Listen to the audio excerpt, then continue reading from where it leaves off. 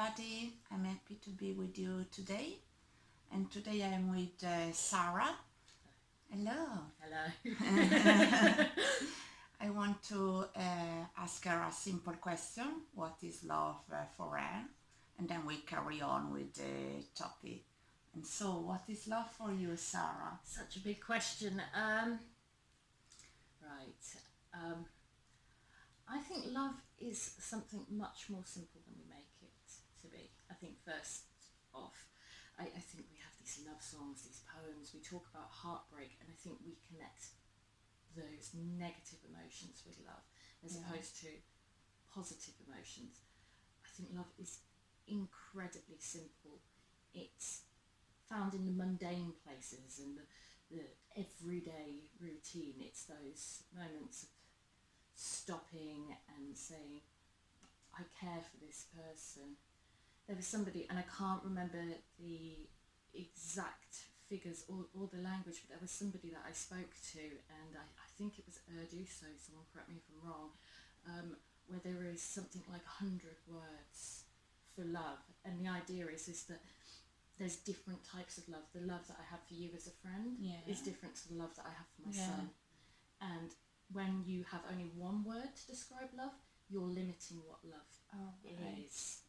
And the love that I have for you isn't a sexual love, it's a friendship love, it's a connection I have. And I think we put love and sex together as very much the same thing, and they're not necessary. And I think that's where the complication, the heartbreak, and those sorts of feelings come into it.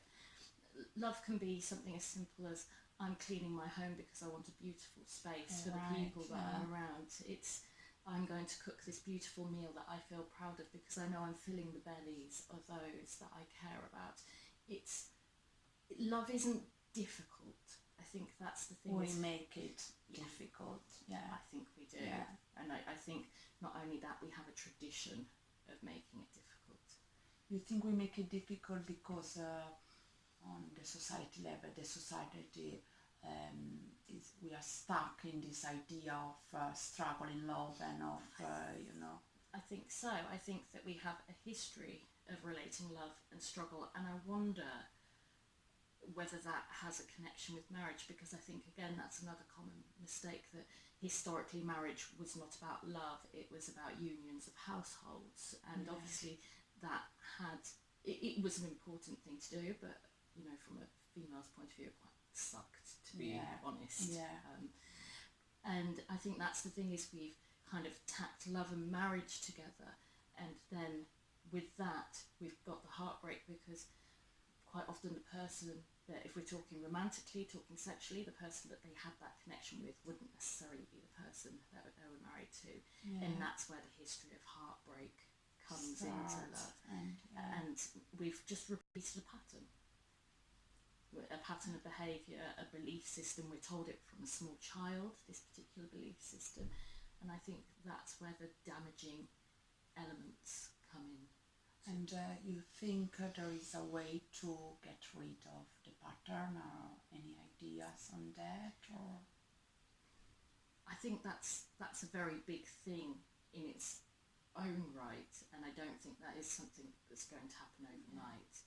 I think we get rid of that pattern individually, and I think we get through that by our own journey, by our own experiences, where we shift away from that pattern.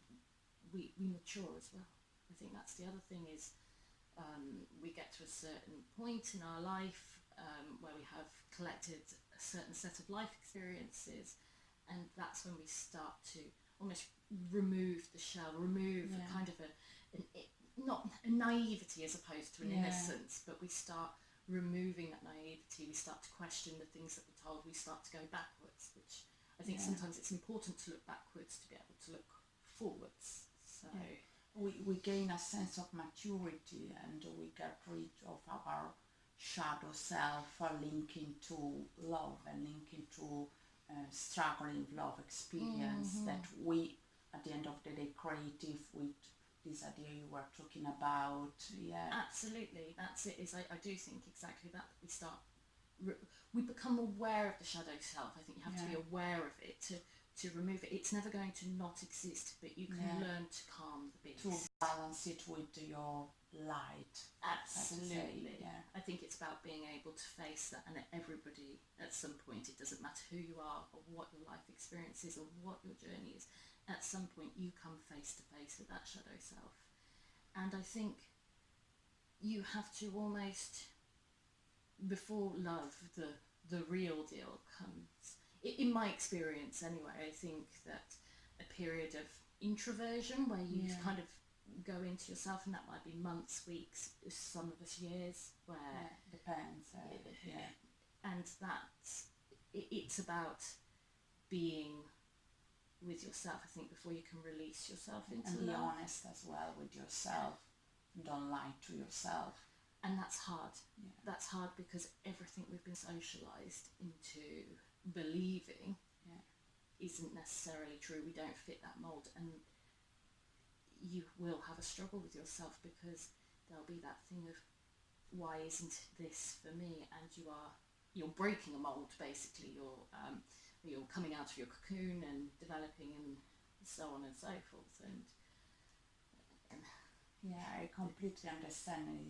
It's pretty much my idea as well, and also this way to interact with yourself and interact with your shadow self and discover the light. That is always a process. It's always a long-lasting process, long life process. It's never ending. absolutely. But you need to get rid of your belief system that says love is a struggle, love is a suffering, because if you face love as a easy topic, you're more content, more happy, and more relaxed in your life. Well, I think that's it. I think it's taking all the different layers that we believe love is away from that and simplifying it is essentially what you need to do. And it's reaching a point of self-actualization. I mean, And self-consciousness as well. absolutely. And as you said, it's a lifelong journey. So you will reach that actualization, but understand that you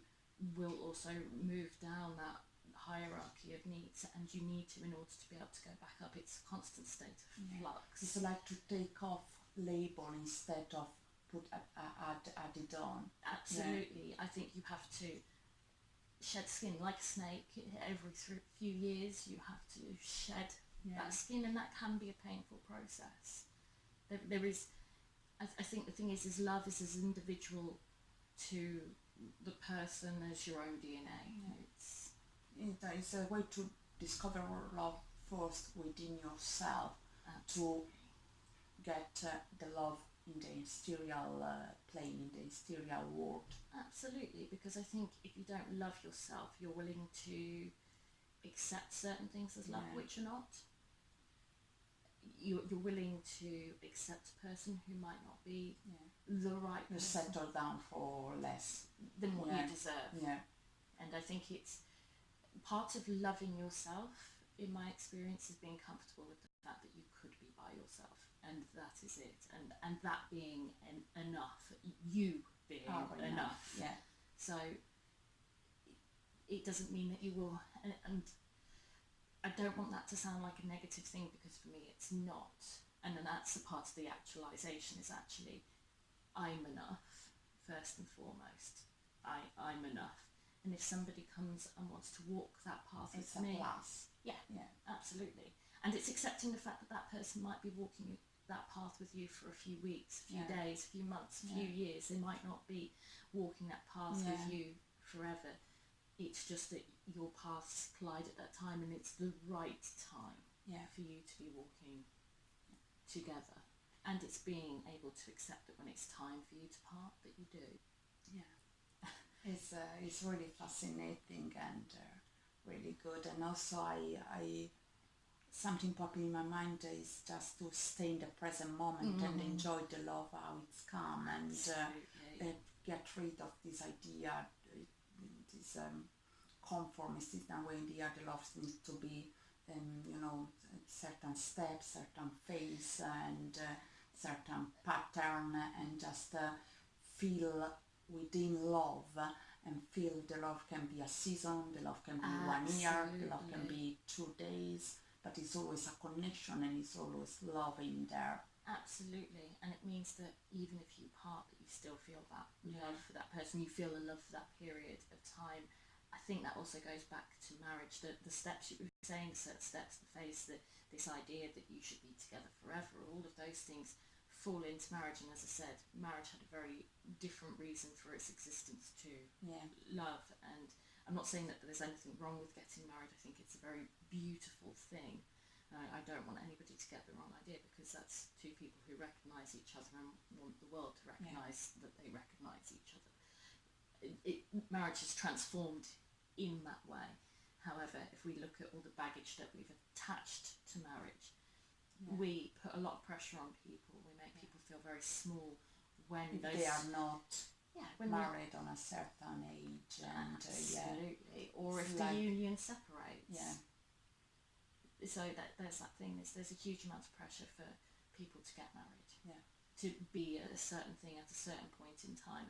And it's not like that for all of us. To reach a certain status is like marriage is a status they need to reach to be full Absolutely. and complete. Yeah. To be an adult. Yeah. I don't think that's what it is what reaching maturity is, and I think there's a lot more of us that are recognising that, because there is a shift in the world. It's been a slow shift, but there is a shift in the way that we view those things, and I think there will be another shift again. Yeah. I do, and I do think these small shifts are happening, but like everything else, it's small, it won't happen. Step at a time. Yeah. Absolutely. Yeah, really interesting. Thank you. Thank you. Thank you. And I would like to end this video with a simple question, another question. If you need to describe in a word, in an adjective, love, what is the adjective is popping in your mind? Just one adjective. Oh.